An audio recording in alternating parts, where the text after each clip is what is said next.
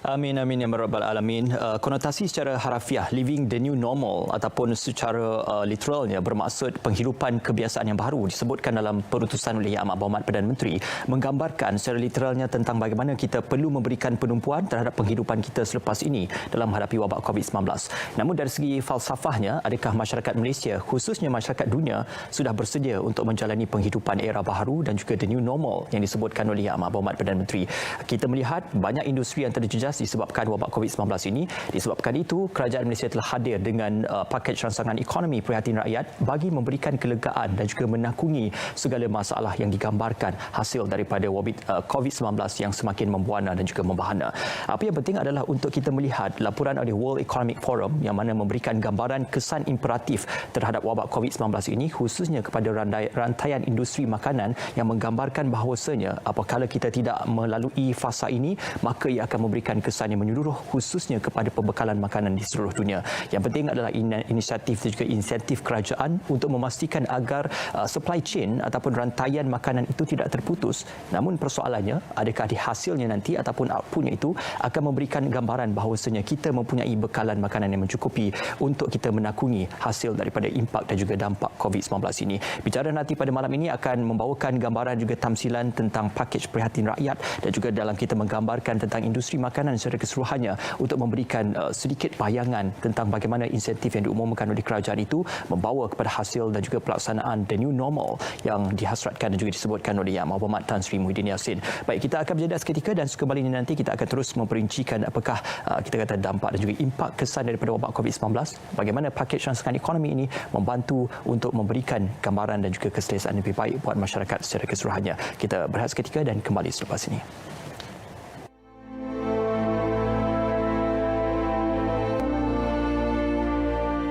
Jumlah kes positif baru juga telah menunjukkan penurunan sejak beberapa hari yang lalu. Jika tren penurunan ini berterusan untuk tempoh 2 minggu yang akan datang, insya-Allah kita akan dapat mengawal wabak COVID-19 ini daripada terus menular. Namun begitu, kita tidak boleh mengambil mudah situasi yang sedang pun berlaku ini. Penularan wabak ini masih di peringkat pertengahan dan memerlukan tindakan pencegahan serta kawalan yang berterusan. Malahan, usaha-usaha mencegah wabak ini mesti diperhebatkan lagi bagi memutuskan rantaian penularan jangkitan. Ini termasuk memberi tumpuan khusus kepada kumpulan-kumpulan sasar yang dikenal pasti menjadi punca penularan wabak ini. Sehubungan itu, berdasarkan nasihat daripada Kementerian Kesihatan Malaysia dan pakar-pakar perubatan, kerajaan hari ini memutuskan untuk melanjutkan pelaksanaan Perintah Kawalan Pergerakan untuk tempoh 2 minggu lagi, iaitu daripada 15 April sehingga 28 April 2020. 15 April sehingga 28 April 2020.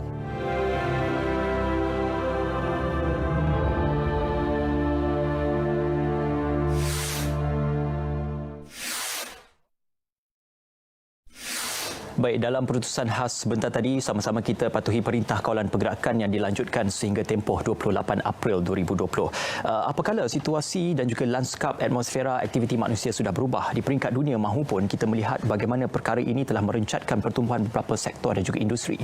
Namun disebabkan permintaan dan juga penawaran, dalam hal ini beberapa pakar di peringkat dunia juga menjangkakan kita akan mengalami krisis makanan global apabila wabak COVID-19 ini semakin membuana dan juga semakin membahana. Tetapi persoalannya, di peringkat tempatan sendiri, adakah kementerian dan juga kerajaan melalui pimpinan Yang Amat Berhormat Tan Sri Muhyiddin Yassin bersedia dan memberikan kita kata gambaran bahawasanya tamsilan, insentif serta dasar-dasar kerajaan itu dapat membantu bagi kita menangani dan juga memerangi wabak COVID-19 pada malam ini. Dan alhamdulillah, sekali lagi saya berbesar hati untuk bersama pada malam ini Wabi Datuk Seri Dr. Ronald Kiandi, Menteri Pertanian dan Industri Makanan, untuk bercerita tentang industri makanan, bagaimana pakej prihatin ini mampu untuk mengembalikan kita kata kelangsungan ekonomi dan juga kelangsungan industri industri makanan itu sendiri. Selamat malam, apa khabar Datuk Seri? Baik, terima kasih kerana menjemput. Baik, Alhamdulillah Datuk Seri. Baik, kita menggambarkan tentang bagaimana Perintah Kawalan Pergerakan yang dilanjutkan sehingga tempoh 28 April. Makanya apabila bermula kita kata pengumuman Yang Amat Berhormat Perdana Menteri Tan Sri Muhyiddin Yassin hadir dengan memberikan bayangan tentang pakej prihatin dan juga kita kata pakej yang memberikan gambaran dan juga kelebihan kepada industri yang terjejas khususnya. Namun persoalan yang dibangkitkan dari segi perbekalan kepada perkara-perkara ataupun bahan-bahan mentah yang asas seperti buah-buahan, sayur-sayuran dan beras, adakah digambarkan sebagai mencukupi, Datuk Seri? Tentu sekali apabila PKP dilaksanakan pada awalnya, soal utama adalah untuk mengawal wabak COVID-19. Tetapi pada masa yang sama, kerajaan ingin pastikan bahawa rantaian makanan tidak terputus dan sentiasa makanan dibekalkan kepada penduduk Malaysia ini. Jadi perjalanan dua perkara penting ini untuk menghentikan wabak tetapi untuk meneruskan rantaian makanan merupakan dua pendekatan yang bergerak serentak. Sebab itu kita melihat bahawa isu sama ada kita mampu membekalkan makanan seperti beras, buah-buahan, sayur-sayuran dan daging yang mencukupi untuk rakyat Malaysia adalah merupakan isu yang penting ketika kita mengadakan PKP untuk menangani wabak COVID-19 ini. Jadi kalau kita melihat sama ada kita mampu membekalkan bahan makanan beras, buah-buahan, sayur-sayuran dan daging itu, kita harus melihat tahap sara diri pengeluaran kita dari segi ketiga-tiga bahan makanan penting ini. Kalau kita lihat tahap sara diri ataupun self-sufficiency level bagi beras umpamanya, Malaysia mampu mengeluarkan 70% daripada keperluan beras dan hanya mengimport 30%. Sayur-sayuran, telur, ayam dan ikan, kita mampu untuk mengeluarkan memenuhi keperluan tempatan. Daging, satu perkara yang agak ketinggalan, kita hanya mampu mengeluarkan 20% daripada keperluan dan kita mengimport daging 80% daripada beberapa buah negara. Jadi kalau kita bercakap tentang beras, 70% keperluan beras boleh dikeluarkan di peringkat negara kita sendiri. Dan kalau ditanya sama ada kita cukup beras sepanjang tempoh PKP ini, saya ingin katakan bahawa kita mampu untuk melepasi keperluan beras negara sepanjang tempoh PKP ini. Beras negara sekarang ni dalam stok trading stok yang ada di negara kita pada ketika ini adalah pada tahap 500,000 metrik tan setiap ketika. Dan keperluan beras negara sebulan adalah cuma lebih kurang 200,000 metrik tan pada satu masa peman. Maknanya kita dan pengeluaran tempatan umpamanya kita mampu mengeluarkan lebih kurang 150 metrik tan setiap ketika dan berarti kita tidak ada masalah untuk memenuhi kehendak negara untuk beras. Dan kita mempunyai 70% pengeluaran tempatan dan mampu mengeluarkan lebih kurang 1,16 juta metrik tan setiap kali hingga April dan Disember ini. Dan kita mempunyai stok negara pada ketika ini lebih kurang 855,000 metrik tan. Stockpile beras yang disimpan oleh kerajaan 150,000 metrik tan. Jadi berarti kita mampu untuk menentukan keperluan negara untuk beras ini sentiasa dapat dibekalkan oleh kerajaan. Itu merangkumi semua jenis beras yang dibekalkan? Ya, semua jenis beras dan 30% daripada keperluan itu adalah diimport daripada negara-negara yang sentiasa mengekspor beras ini kepada negara kita. Di negara kita, Bernas merupakan pengimport tunggal yang dilantik oleh kerajaan sejak sekian lama dan kita melihat bahawa Bernas mampu untuk memastikan stok beras negara sentiasa terkawal dan konsisten diperolehi oleh rakyat keperluan rakyat Malaysia. Okey, untuk isu bekalan bagi sayur-sayuran dan juga buah-buahan ataupun barangan basah khususnya, adakah kita mampu untuk mengimbangi dari segi penawaran dan juga permintaan yang berlaku ketika dan tak kala ini, Datuk Seri? Stok untuk ayam, kita mempunyai mengeluarkan lebih kurang 59 juta ekor ayam sebulan. Baik. Keperluan negara 43 juta ekor sebulan. Kita ada surplus terhadap pengeluaran. Telur umpamanya, stok pengeluaran kita adalah lebih kurang 800 juta biji sebulan dan keperluan kita hanya 620 juta biji sebulan. We are in surplus on that. Dan ikan stok kita lebih kurang 150 tan metrik mencukupi untuk keperluan semasa. Sayur-sayuran lebih kurang 235,000 metrik tan sebulan mencukupi untuk keperluan semasa. Buah-buahan tempatan umpamanya 128,000 metrik tan juga mencukupi untuk keperluan semasa. Berarti sepanjang tempoh pelaksanaan PKP ini, bekalan makanan, sayur-sayuran, buah-buahan dan apatah lagi beras adalah mencukupi untuk keperluan rakyat Malaysia. Okey, itu dari segi pengeluarannya, Datuk Seri. Kita melihat pula kalau kita melihat simbiosis dan juga kesan domino bagi perbekalan makanan ini yang juga melibatkan pemborong, pengedar dan juga peruncit. Jadi adakah situasi itu sama juga untuk kita melihat bagaimana situasi supply chain itu tidak terganggu disebabkan wabak ini, Datuk Seri? Seperti katakan awal tadi bahawa PKP dilaksanakan, rantaian makanan dipastikan tidak tergendala. Dan pada awal pelaksanaan PKP kita melihat ada masalah sedikit dari segi distribution, dari segi pengantaran bahan makanan. Tetapi telah pun dipermudahkan melalui jawatan kuasa kabinet, jawatan kuasa COVID khas untuk COVID ini yang dipengerusikan oleh menteri-menteri kanan. Dan kita lihat bahawa tiada masalah secara khusus yang dihadapi oleh pengantaran. Malah banyak masalah-masalah yang dihadapi pada awal PKP telah dipermudahkan oleh pihak-pihak berkuasa. Dan kita melihat bahawa bukan itu saja, industri-industri yang berkaitan dengan industri pengeluaran makanan telah juga dibuka oleh kerajaan, dibenarkan untuk beroperasi semula. Dan saya dipahamkan oleh MITI baru-baru ini bahawa terdapat lebih daripada 4,000 industri, termasuk industri-industri yang berkaitan dengan pengeluaran makanan, dibenarkan beroperasi semula oleh kerajaan pada ketika ini. Yang dibincang pada hari ini adalah operasi yang dilihat sebagai non-essential operasi, non-essential services. Tetapi essential services yang melibatkan industri makanan telah dibuka oleh kerajaan dan ketika ini sedang beroperasi.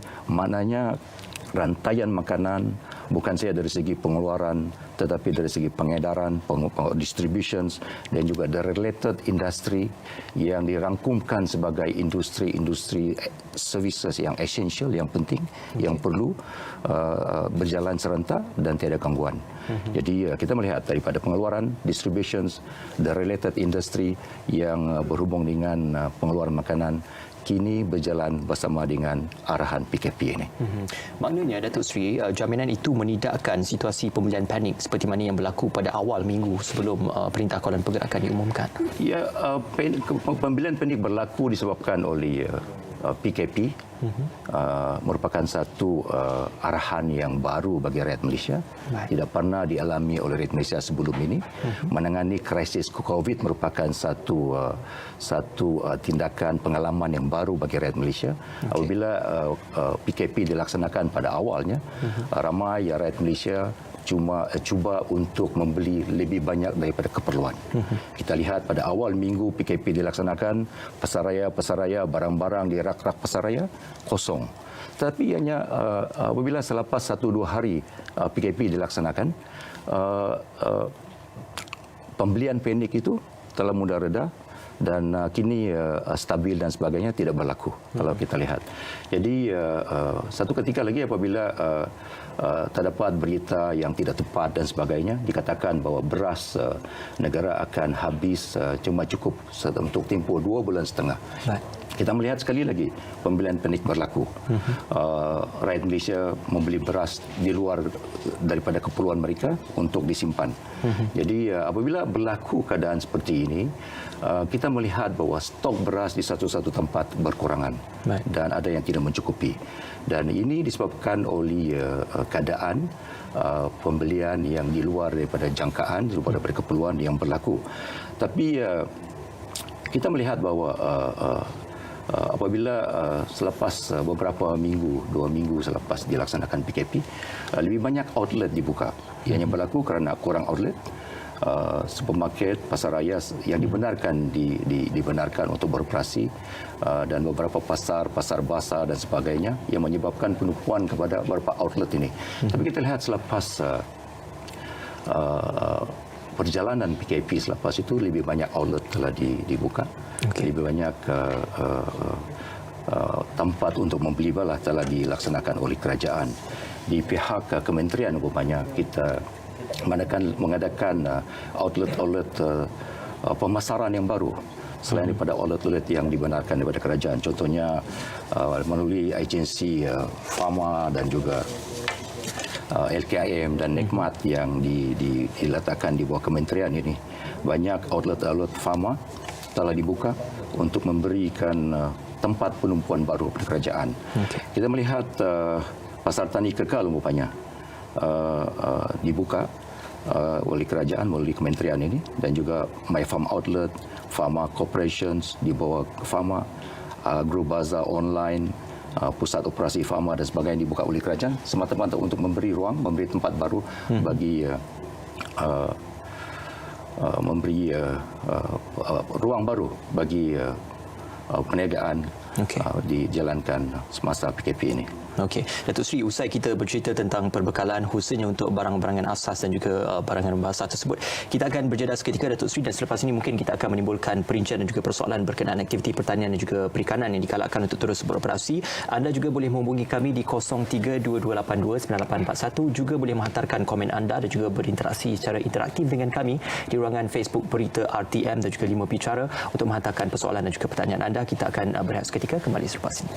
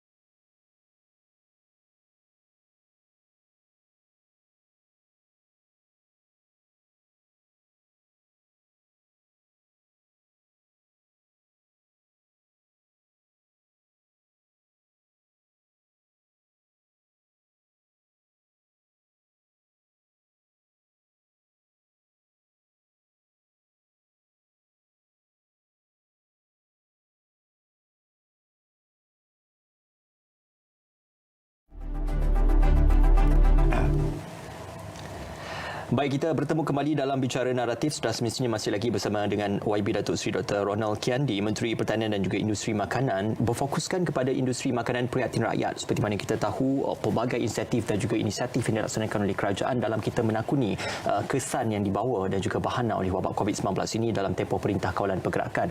Baik, kita masih lagi menerima pemanggil-pemanggil untuk 0322829841 bagi anda yang ingin menghantarkan persoalan, dan juga yang lebih penting adalah untuk kita memberikan gambaran dan juga tamsilan lebih jelas tentang situasi industri makanan di negara kita. Datuk Seri, tadi kita sudah bercerita tentang bagaimana situasi perbekalan makanan khususnya, adakah mencukupi ataupun tidak. Itu persoalan di peringkat pertama. Namun yang keduanya adalah untuk kita bercerita tentang dari segi lambakan perbekalan, kita kata barangan-barangan bersuntukan basah dan sebagainya. Jadi adakah dalam hal ini Datuk Seri melihat ini adalah disebabkan oleh demand and supply ataupun permintaan dan juga penawaran yang menjadi suatu kerancuan dan juga perkara yang perlu diberikan perhatian oleh kementerian khususnya, Datuk Seri? Ya, kenapa lambakan berlaku? Kerana kurangnya outlet, kurangnya tempat untuk barangan yang dijual. Baik. Kalau dulu sebelum PKP, banyak business to business boleh dilakukan. Maknanya pengeluar boleh menjual kepada entiti bisnes, restoran, hotel dan sebagainya. Baik. Apabila PKP dilaksanakan, business to business tidak berlaku, tetapi business to consumer sahaja yang berlaku.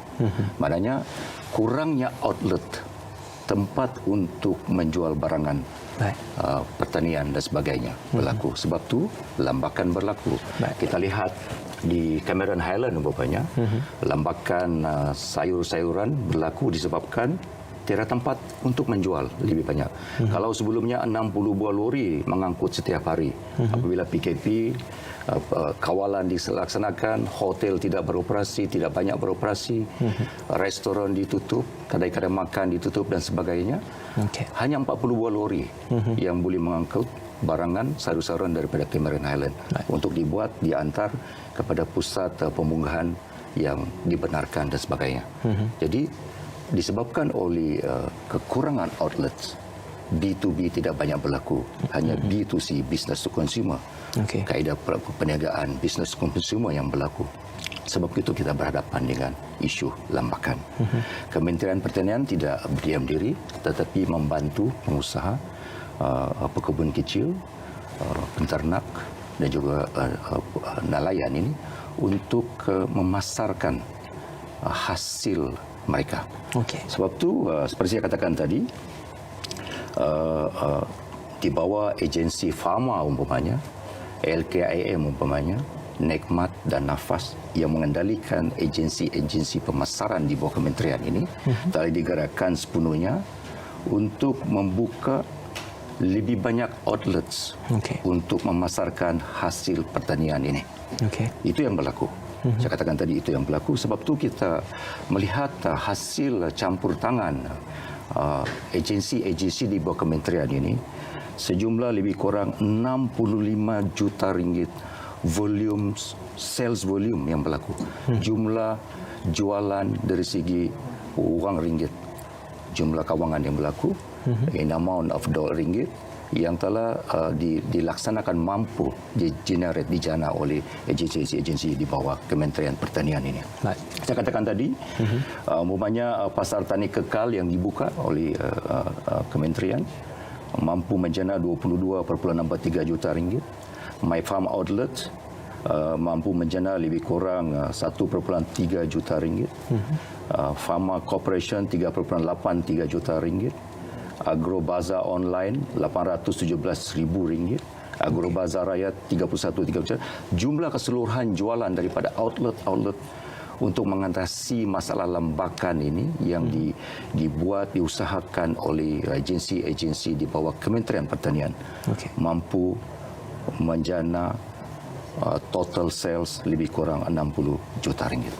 Datuk Seri, sebelum itu kita mungkin memberikan laluan kepada pemanggil. Kita ingin memberikan sedikit persoalan dan juga membangkitkan pandangan mereka terhadap isu yang kita utarakan dan juga kita persoalkan pada malam ini. Kita terus saja bersama dengan pemanggil kita untuk malam ini. Hello.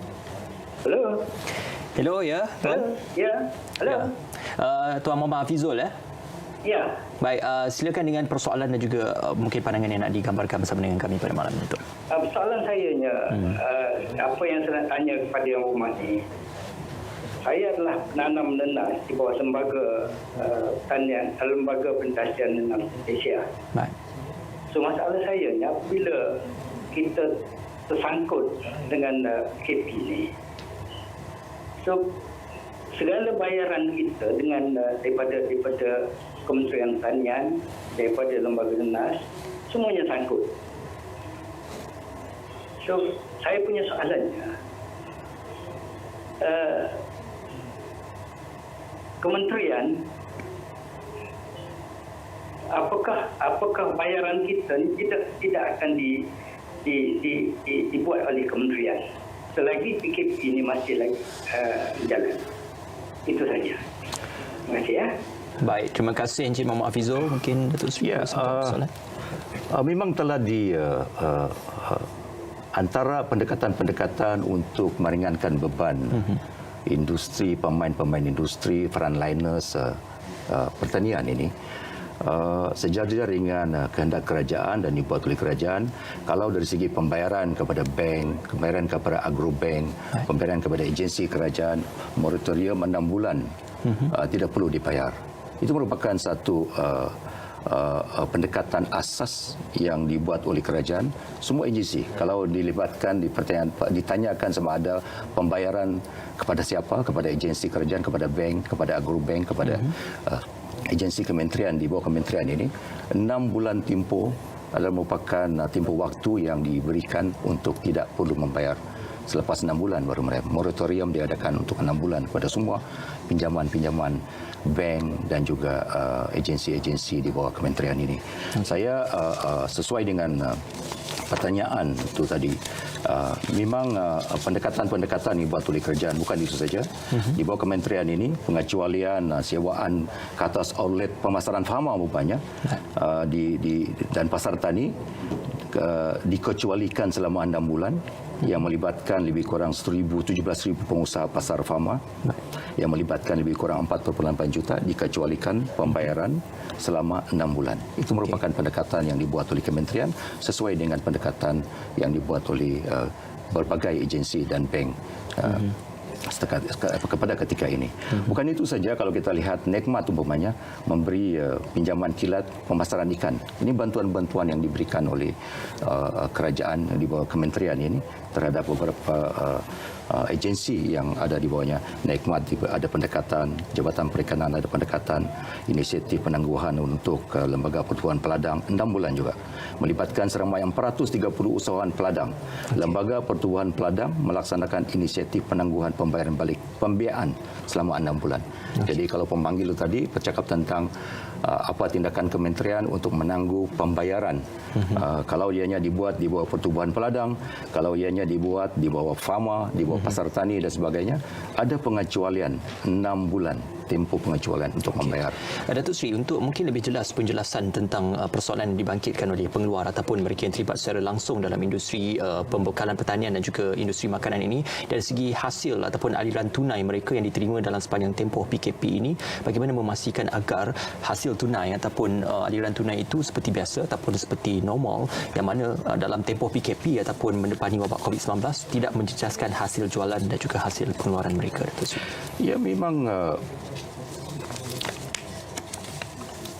bank umpamanya, bank pertanian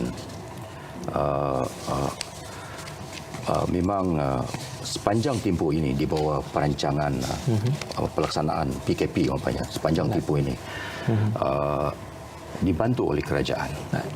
Umpamanya pakej rancangan yang diumumkan oleh kerajaan sebelum ini, ia menyelibatkan pengusaha sektor pertanian di bawah kategori B40. Apabila diumum moratorium pembiayaan juga melibatkan kumpulan petani peladang dan juga peternak. Begitu juga pakej rancangan ekonomi tambahan yang kedua yang diumumkan oleh kerajaan, juga melibatkan pengusaha-pengusaha daripada PKS dalam industri agro makanan, terutama agro industri atas tani dan sebagainya. Jadi pada keseluruhannya kerajaan melihat keperluan dan keperitan yang dialami oleh PKS di bawah agromakanan dan juga industri pertanian dan juga the frontliners dalam industri pertanian itu, iaitu peladang, peternak dan juga petani dan sebagainya, diambil kira oleh kerajaan ketika PKP dijalankan dan ketika Malaysia sekarang berhadapan dengan wabak COVID-19 ini. InsyaAllah krisis itu ditangani bersama. Datuk Seri, kita ambil lagi seorang pemanggil untuk membangkitkan sedikit persoalan. Tetapi soalan itu akan kita gantung. Cuma kita akan mendengarkan apakah soalan yang bakal diajukan nanti. Hello. Hello. Hello, ya tuan. Hello. Pak Edward, ya? Ya. Halo dari Sarawak kan. Ya, ya. Saya nak tanya Datuk Seri.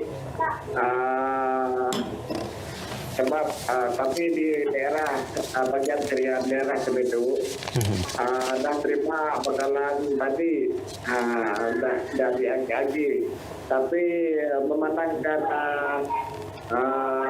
sekiranya di 19 ini belum beredar lagi sampai 28 bulan. Adakah kerjaan baru kedua ni dapat memenuhi keperluan rakyat yang sekarang di kampung kami betul-betul memang tak boleh keluar di pekan lagi.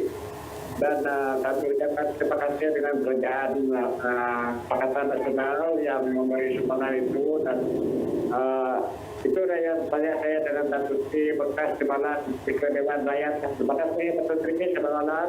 Baik. Terima kasih untuk persoalannya. Mungkin ada satu lagi persoalan yang kita bawakan ataupun itu saja soalannya. Persoalan tentang adakah kalau tempoh itu dipanjangkan lagi akan ada lagi pakej-pakej yang akan diumumkan. Itu akan kita utarakan bersama Datuk Seri sebentar lagi. Semuanya dalam Bicara Naratif.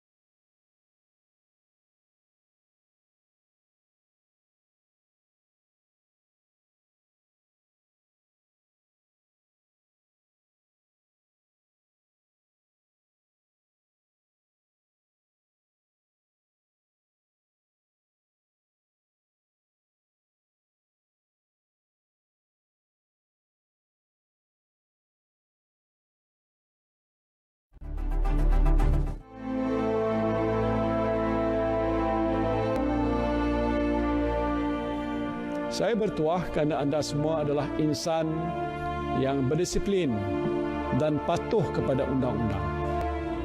Tahap pematuhan PKP di negara kita adalah tinggi dan ini menunjukkan saudara-saudari semua faham akan kepentingan menjaga kesihatan dan keselamatan diri. Teruskanlah sikap yang terpuji ini. Teruslah berusaha, berdoa dan bertawakal. InsyaAllah kita akan berjaya mengharungi ujian ini bersama-sama. Kepada Allah jualah kita berserah.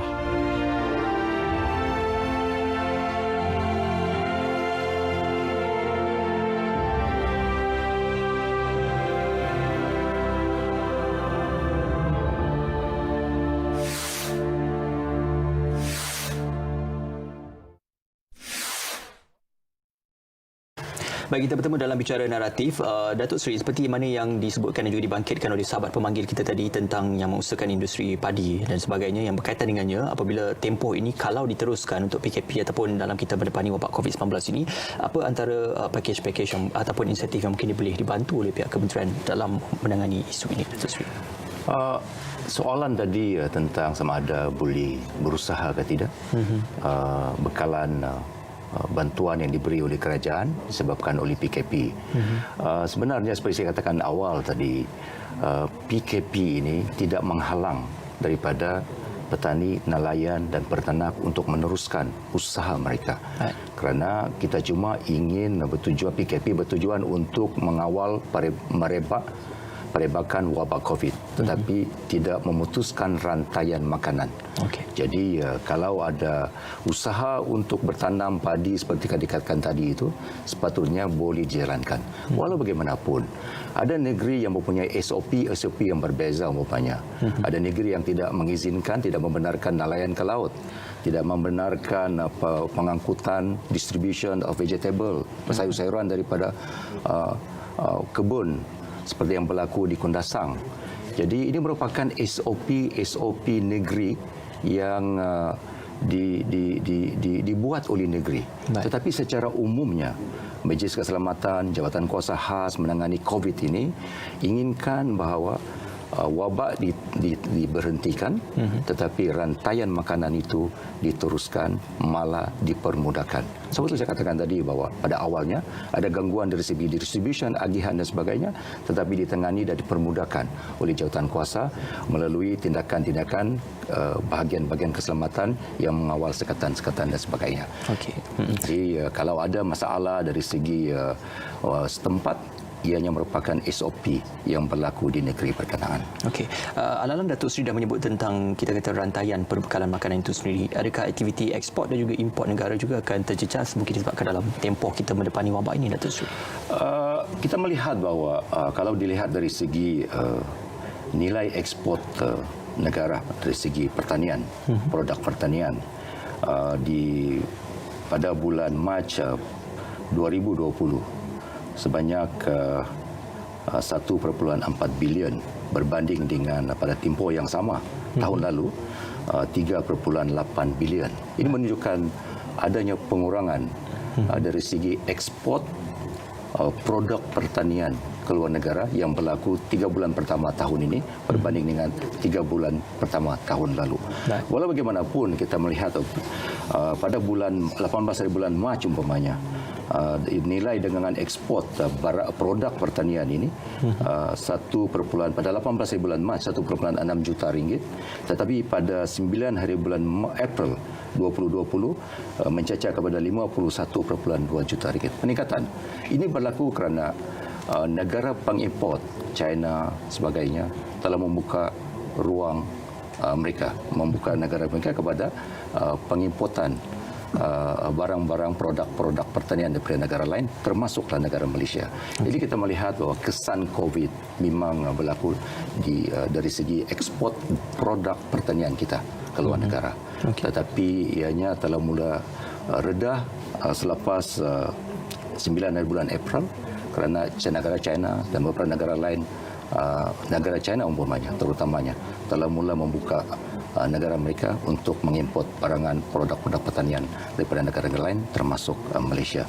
Jadi kalau dikatakan COVID mengganggu ekspor, memang nampak ada trend bahawa ekspor negara produk-produk pertanian daripada Malaysia berkurangan 3 bulan pertama hanya memuncak selepas 9 bulan April. Dan adakah gambaran keadaan itu akan berterusan selepas 9 April untuk peningkatan yang kita akan tengok selepas ini. Kita tak tahu lagi selepas ini. Datuk Seri, apabila kita bercerita juga tentang industri pertanian dan sudah tentu di sebaliknya itu kebergantungan kepada pekerja ataupun warga negara asing dalam mengusahakan industri tersebut banyak diberikan penekanan. Jadi bagaimana kita melihat situasi ini berlaku dalam tempoh Perintah Kawalan Pergerakan? Hakikatnya industri pertanian negara bergantung 30% kepada lebih kurang 30-40% kepada pekerja asing. Jadi apabila PKP dilaksanakan, kita melihat bahawa beberapa sektor pertanian ini terganggu dari segi pekerja asing. Walau bagaimanapun kerajaan bertindak cepat melalui Majlis Keselamatan Negara, beberapa masalah yang dihadapi oleh pemain industri dalam pertanian ini, masalah pas kerja dan sebagainya di kalangan orang asing telah dipermudahkan oleh kerajaan. Okey, Datuk Seri, kita memberi penumpuan kepada golongan petani, peternak, nelayan dan sudah semestinya kebanyakan daripada mereka itu dikategorikan sebagai di bawah golongan B40 ataupun mereka dikategorikan dalam kategori sosioekonomi tersebut. Jadi bagaimana kita memberikan penumpuan dan juga penekanan terhadap membela dan juga memastikan agar kelangsungan penghidupan itu diteruskan dengan aktiviti ekonomi yang diteruskan bergantung kepada industri dan juga aktiviti yang disertai oleh mereka, Datuk Seri? Ya, pertanian merupakan perniagaan. Itu merupakan satu kenyataan. Tapi kalau kita lihat the frontliners of this industry, industri pertanian ini, peternak, the frontliners, peternak, nelayan dan juga pekebun ini, merupakan sebagian besar daripada mereka adalah di bawah dalam golongan B40. Itu merupakan satu hakikat. Walaupun dalam keadaan kerajaan membantu dalam bentuk subsidi, dalam bentuk pelbagai subsidi, tetapi sebagian besar daripada frontliners industri pertanian ini masih berada dalam kumpulan B40. Banyak kajian yang telah dijalankan terhadap perkara ini, dan rumusan-rumusan yang kita lihat sebelum ini dikatakan bahawa kerana tahap produktiviti yang rendah, tahap produktiviti kerana kurangnya penggunaan mekanisasi juga otomasi dalam industri pengeluaran the frontliners yang menyebabkan tidak dapat meningkat dari segi tahap ekonomi dan sosial mereka. Dan juga dikatakan bahawa terlalu bergantung kepada warga asing, kemahiran yang rendah dan sebagainya di kalangan warga asing, dan tidak ada application terhadap the latest teknologi dan sebagainya. Itu antara faktor. Dan dikatakan juga kurangnya pelaburan swasta terhadap sektor pertanian. Okay. Saya katakan bahawa kita memberi ruang kepada pembinaan JT dalam sektor perikanan umpamanya. Tetapi dari segi the chain value industry, selain beyond pembinaan JT, sama ada factory, kilang, pemprosesan makanan, canning dan sebagainya, dan sama ada kita dah mampu menarik pelabur asing. Ini merupakan antara faktor kenapa kumpulan frontliners dalam industri pertanian ini masih berada dalam kumpulan B40. Okay. Kurang akses kepada pasaran. Kita melihat bahawa dalam rantaian perniagaan pertanian ini, pengeluar, distributor dan juga retail ini, yang lebih menguntungkan adalah rantaian distributions yang melibatkan orang tengah dan sebagainya, dan juga rantaian akhir retail. Jadi rantaian awal itu pengeluar ada merupakan kumpulan yang masih susah nak keluar daripada P40. Jadi kurang akses kepada pengeluaran. Sebab itu dalam era PKP ini kita melihat conventional marketing untuk bahan pertanian telah berubah. Sekarang kita bercakap tentang e-commerce. Okay. Lebih banyak pemain-pemain utama dalam e-commerce ini tampil ke hadapan untuk membantu peternak, petani dan juga nelayan untuk memasarkan hasil mereka. Saya telah menggalakkan Fama dan agensi yang berada di kementerian saya untuk membuat kerjasama yang sepenuhnya kepada pemain-pemain industri e-commerce, termasuk MyShopee daripada AirAsia, Lazada dan sebagainya, dan beberapa pihak-pihak lain yang mengendalikan protokol e-commerce ini untuk bergabung usaha bersama Fama dan agensi-agensi lain dalam Kementerian Pertanian untuk membantu kumpulan frontliners yang dalam industri pertanian pada keseluruhannya. Dan juga persaingan dari segi guna tanah umpamanya yang berlaku. Dari segi dikatakan juga bahawa sebagian besar daripada petani, peternak dan peladang yang ada di negara kita ini lebih daripada 50 tahun umur dan sebagainya. Sebab tu kita ingin melihat bahawa lebih banyak program-program kerjaan seperti program agropreneur umpamanya yang melibatkan setakat ini melibatkan lebih 100 juta ringgit, melibatkan penyertaan lebih daripada hampir daripada 6,000 penyertaan di kalangan anak-anak muda untuk menceburi diri dalam industri pertanian keseluruhannya ini. Jadi kita melihat kenapa walaupun dalam begitu banyak usaha yang dijalankan oleh kerajaan, begitu banyak bantuan dan subsidi diberikan oleh kerajaan, tetapi banyak faktor-faktor yang dikatakan tadi itu sebagai faktor yang menyebabkan sebagian besar daripada frontliners kita masih berada dalam kumpulan B40. Baik, Datuk Seri, dalam kita melahirkan agropreneur dan juga merealisasikan hasrat kerajaan ke arah itu, mungkin beberapa persoalan dan juga beberapa isu yang boleh dibangkitkan bersama dalam kita memberikan lebih banyak ruang dan peluang bagi para petani dan juga agropreneur ini untuk lebih memasarkan diri mereka masing-masing. Kita akan berjeda seketika dan kita akan kembali seketika nanti dalam Bicara Naratif.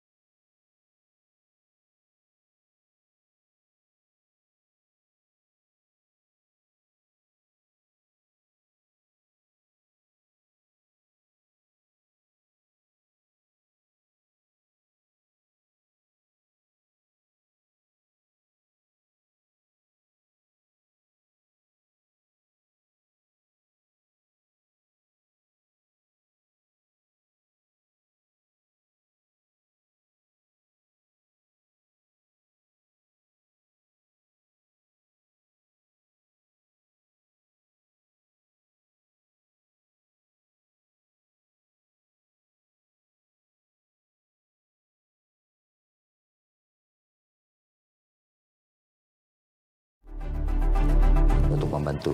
Baik, Datuk Seri, kita kembali dalam Bicara Naratif pada kali ini untuk kita membincangkan lebih lanjut tentang industri makanan perhatian rakyat. Bagaimana kita melihat hala tuju kementerian khususnya dalam memberikan kita kata suntikan dan juga ataupun rangsangan kepada mereka yang terlibat secara langsung dalam industri pertanian dan makanan ini. Apa yang boleh digambarkan dan apa yang sedang diusahakan di pihak kementerian sendiri? Ya, saya katakan awal tadi bahawa banyak langkah yang telah diambil oleh kementerian melalui jabatan dan agensi. Saya katakan tadi bahawa NECMA umpamanya memberi bantuan pinjaman kilat kepada pemasaran ikan untuk pertubuhan nelayan negeri dan juga pertubuhan nelayan kawasan. Baik. Lembaga Pertubuhan Peladang umpamanya memberi inisiatif penguruhan balik pembiayaan selama 6 bulan, saya dah jelaskan tadi. Tetapi yang menarik adalah pinjaman dan pembiayaan melalui agrobank. Ini merupakan satu inisiatif agrobank untuk membantu PKS yang berhadapan dengan masalah sama ada masalah COVID ataupun masalah kewangan dan sebagainya untuk membangunkan industri makanan dan juga pertanian yang mereka laksanakan. Agrobank umpamanya mempunyai bantuan khas untuk sehingga 1 juta ringgit dengan 3.5% setahun, tiada pembayaran 6 bulan, tiada pembayaran goman dan sebagainya. Bantuan khas yang diberikan untuk dikendalikan oleh Agrobeg dan juga kemudahan agromakanan umpamanya untuk meningkatkan pengeluaran agromakanan dan untuk tujuan pengeksportan dengan kadar interest rendah 3.75% tahun, keperluan anggaran dan sebagainya. Banyak syarat-syarat yang tetapi Agrobeg memberi peluang pinjaman kepada PKS di bawah pertanian ini. Seperti kita katakan tadi, kemudahan bantuan asas sehingga RM1 milion, kemudahan agromakanan juga dibutuhkan kewangan dan dana dan sebagainya, kemudahan otomasi dan digital. Ini merupakan pendekatan-pendekatan yang diambil oleh Agrobeg untuk membantu PKS di bawah industri pertanian ini. Okey, itu dari segi bentuk setikan dan juga bantuan yang diberikan. Dari segi kita kata caknanya, kita kata mereka terlibat secara langsung dalam industri ini tentang ilmu-ilmu keusahawanan dan juga pertanian yang digabungkan sekali itu. Adakah dalam hal ini kementerian masih lagi terus-menerus untuk memberikan kita kata penyuluhan yang lebih mendalam terhadap ilmu yang perlu untuk ditekuni dan juga diberikan penumpuan yang lebih, Datuk Seri? Ya, kita melihat bahawa kita ingin melihat penyertaan frontliners dalam industri pertanian ini akan bergerak terus melalui rancangan Malaysia ke-12, melalui paket rancangan yang diberikan dan melalui dasar agromakanan 2.0 ini yang akan dilancarkan mulai tahun depan, semata-mata untuk melihat industri pertanian terus menyumbang kepada KDNK negara. Okey. Dan juga kita ingin melihat bahawa imbangan dagangan yang defisit pada ketika ini dari segi import makanan kepada negara dapat kita kurangkan di masa akan datang. Dan kita juga ingin melihat kadar SSL beberapa sektor dan komoditi terpilih dapat ditingkatkan. Kita ingin melihat pendapatan frontliners dapat ditingkatkan, mengeluarkan mereka daripada kumpulan B40, B40.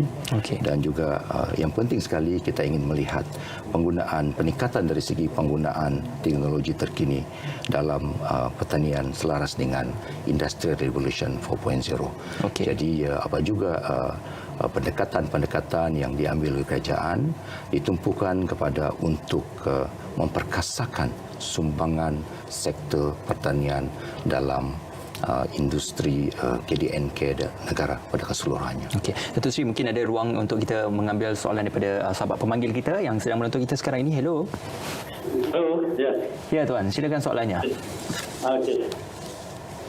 Assalamualaikum Datuk Seri. Ya. Selamat sejahtera. Saya Razali alias daripada Pahang.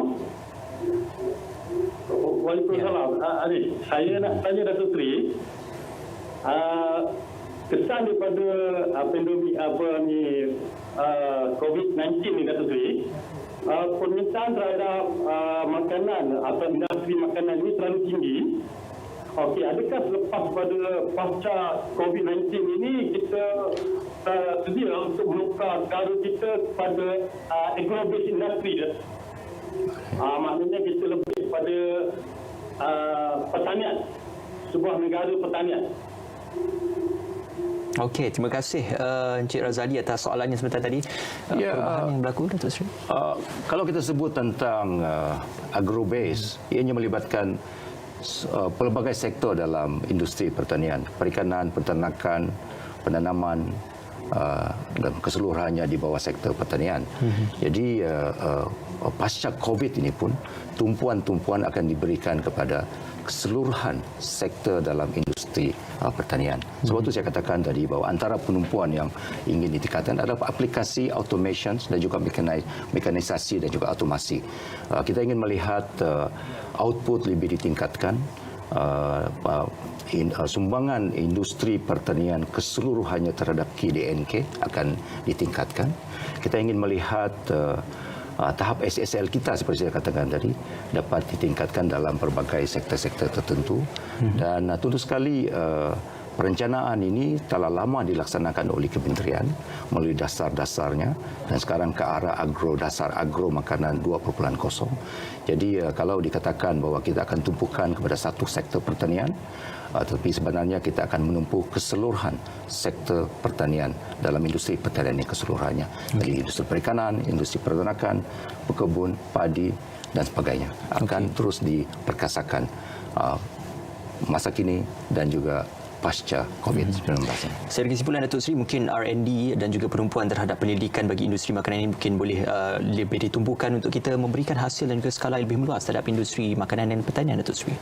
Ya, itu merupakan dasar dan pendekatan yang sentiasa diambil oleh kementerian untuk memperluaskan industri pertanian pada keseluruhannya.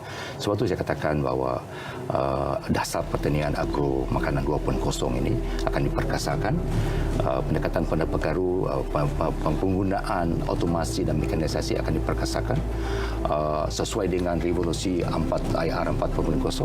Pendekatan aplikasi digital akan diperkasakan dalam kementerian ini. InsyaAllah, from lab to table dan juga food for all ini merupakan salah satu daripada aspirasi yang perlu digagaskan dan juga diberikan penumpuan oleh bukan sahaja di pihak kementerian tetapi juga untuk seluruh rakyat Malaysia secara keseluruhannya. Terima kasih sekali lagi kami ucapkan kepada YB Datuk Seri Dr. Ronald Kiandi, Menteri Pertanian dan Industri Makanan, dan juga terima kasih kepada Kementerian Pertanian dan Industri Makanan dalam hal ini memberikan rangsangan dan juga mendokong aspirasi kerajaan untuk memastikan agar dalam kita menepani wabak COVID-19 memangnya Perintah Kawalan Pergerakan itu bukan menggagalkan usaha kita untuk menjana ekonomi tetapi sebaliknya memberi keselesaan dan juga kebergantungan yang cukup jelas dalam hal ini untuk kita melihat ekonomi itu masih lagi berjalan. Cuma ada beberapa pemahaman yang kita lakukan untuk kita melihat kita menjalani penghidupan yang baru dan juga the new normal seperti yang disebutkan.